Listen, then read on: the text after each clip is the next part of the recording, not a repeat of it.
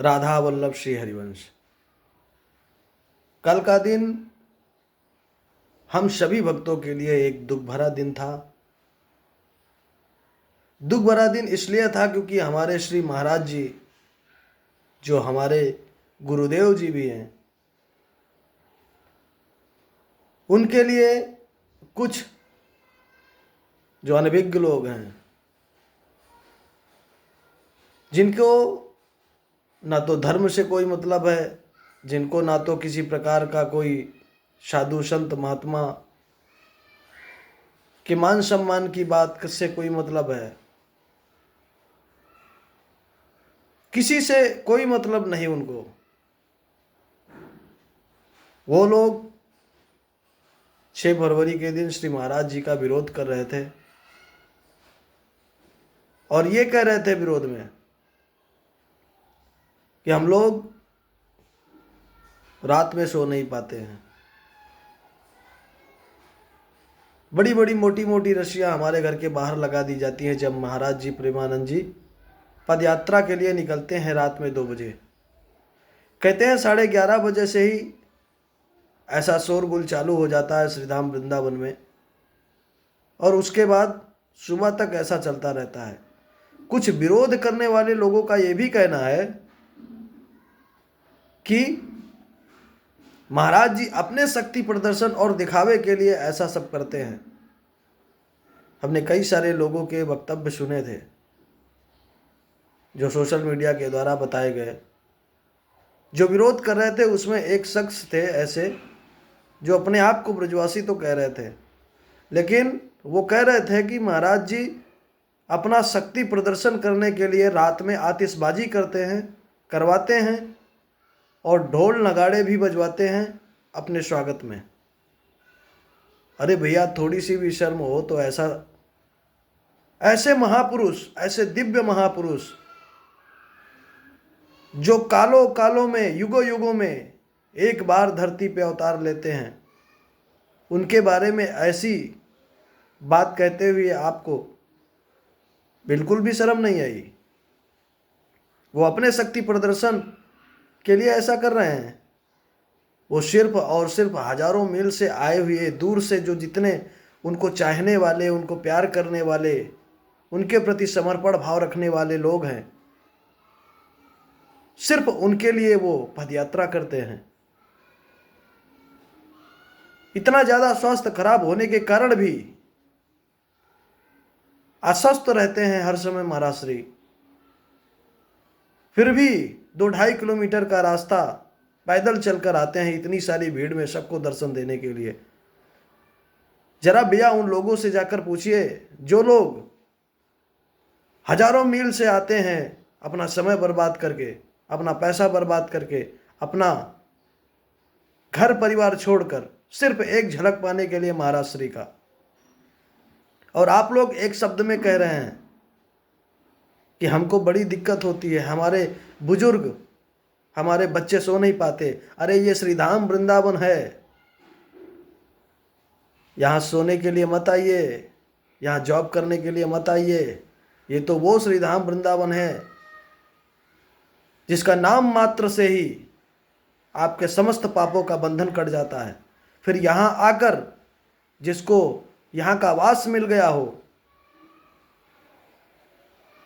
वो ऐसी बातें करता हुआ श्री महाराज श्री का विरोध करे, ये तो सिर्फ और सिर्फ हमारे श्री वृंदावन धाम का बहुत अहित करने वाले लोग हैं। अगर इनको ऐसा लगता है कि महाराज श्री अपने शक्ति प्रदर्शन के लिए ऐसा करते हैं, तो आप उनके वक्तव्य में कभी, उनके सत्संग में कभी, उनके एकांतिक वार्ता में कभी ऐसा सुना भी होगा आप लोगों ने कि अगर महाराज जी अपने शक्ति प्रदर्शन का काम करने के लिए ऐसा करते तो उनके पास इतने बड़े बड़े लोग आते हैं।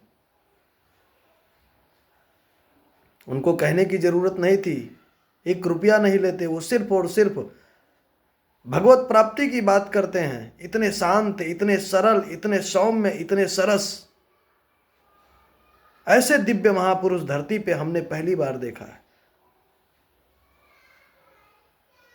कुछ लोग कहते हैं हमारे बूढ़ बुजुर्ग वहाँ पे रहते हैं, घरों में रात में शोरगुल्ला होता है। अरे जिनके कानों में राधा नाम का संकीर्तन पड़ता है वो उनको शोरगुल कहता है। श्री राधा रानी हमारी प्राण है। कई लोग ये भी कहते हैं, वीडियो के माध्यम से अपना अपना तर्क रखते हैं कि वहां पे जो वृंदावन जा रहे हैं लोग, वो बहुत शोरगुल बड़ी संख्या में करते हैं। उनको शांत स्वर में, उनको शांत भाव से महाराज जी का दर्शन करना चाहिए। अरे भैया, ये बुद्धि का विषय नहीं है, ये आस्था और हृदय का विषय है। हम लोग श्री महाराज जी को अपना प्राण मानते हैं, अपनी आत्मा मानते हैं। उनको एक बार जैसे ही हम लोग झलक पाते हैं ना, जो चाहते हैं भगवान अपने गुरु जी को, जो अपने से ज़्यादा चाहते हैं ना, उनको जाके कभी पूछिए, तब आपको पता चलेगा कि जब उनका झलक 1 मिनट होता है ना, उस पल वो सारी अपनी शुद्ध बुद्ध खो बैठते हैं। शुद्ध बुद्ध खो बैठते हैं वो अलग, स्वतः ही अपने हृदय से श्री राधा नाम का जोर से उच्चारण होता ही है। ये स्वाभाविक है, इसको किसी को सोचने की जरूरत नहीं है कि महाराज श्री दिखेंगे तब हम जोर से चिल्लाएंगे श्री राधा नाम। वो स्वतः ही फूटने लगता है। कई लोग तो श्री महाराज जी को देखते ही रोने लगते हैं, क्योंकि वो हमारी श्री राधा रानी के ही स्वरूप हैं। इतना बहुत सारा का गलत हो जाने के कारण भी, विरोध होने के कारण भी श्री महाराज जी 1 मिनट भी वीडियो के माध्यम से किसी को नहीं बोले। सिर्फ सूचना राधा के लिए कुंज के द्वारा लोगों को प्राप्त हुआ है कि महाराज जी नहीं आ सकते हैं, उनका स्वास्थ्य अस्वस्थ है इस समय। अरे हम लोग को तो सौभाग्य, भारतवर्ष को सौभाग्य मनाना चाहिए। भारतवर्ष को नहीं, पूरी इस धराधाम को सौभाग्य मनाना चाहिए। जहाँ तक हमारी पृथ्वी है वहाँ तक के जीव को, कि इस समय कलिकाल में एक ऐसे संत, एक ऐसे महापुरुष जिनको हम श्री राधा रानी का स्वरूप ही मानते हैं, और वो हैं ही, इतने लोगों का परिवर्तन कर रहे हैं, गलत मार्ग से सही मार्ग पर लोगों को लेके आ रहे हैं। और ये श्रीधाम जो वृंदावन है, ये आदिकाल से शास्त्रों में भी वर्णित है। ये सिर्फ और सिर्फ रसिक संतों, दिव्य महापुरुष, भजनानंदी संत, साधु, ऐसे लोगों की ही भूमि है, भक्तों की भूमि है ये। यहाँ पर आके भी सोने का अगर हम सौभाग्य मनाएं तो फिर समझ लीजिए कि हाथ से आया हुआ सोना जैसे चला गया। ये वो भूमि है जहाँ का वास पा जाना बड़े बड़े देवताओं के लिए भी दुर्लभ है। श्री वृंदावन धाम की महिमा का वर्णन शास्त्रों में वर्णित है। अगर जिन लोगों को श्री महाराज जी के संकीर्तन, उनके पद यात्रा को देखकर पीड़ा हो रही है, वो लोग श्री वृंदावन धाम को छोड़कर चले जाएं, कहीं और जाके मेट्रो सिटी में रहें जहाँ पे गंदे माहौल हैं। इतने शुद्ध और पवित्र माहौल में, और सबसे बड़ी बात है कि जितने लोग विरोध कर रहे हैं श्री महाराज श्री का, उनके मस्तक पे एक भी वैष्णव चिन्ह नहीं है, एक भी संप्रदाय का चिन्ह नहीं है। आप लोग अगर ध्यान से विरोध करने वाले वीडियो को अगर देखें कहीं सोशल मीडिया पे, तो जितने लोग विरोध कर रहे हैं वो सारे किसी के भी मस्तक पर कोई भी वैष्णव चिन्ह नहीं है। ऐसे लोग सिर्फ और सिर्फ विरोध करने के लिए या दूसरी समाज को अपने समाज से हटकर उन समाजों को बर्बाद करने के चक्कर में यहाँ श्रीधाम वृंदावन में निवास कर रहे हैं।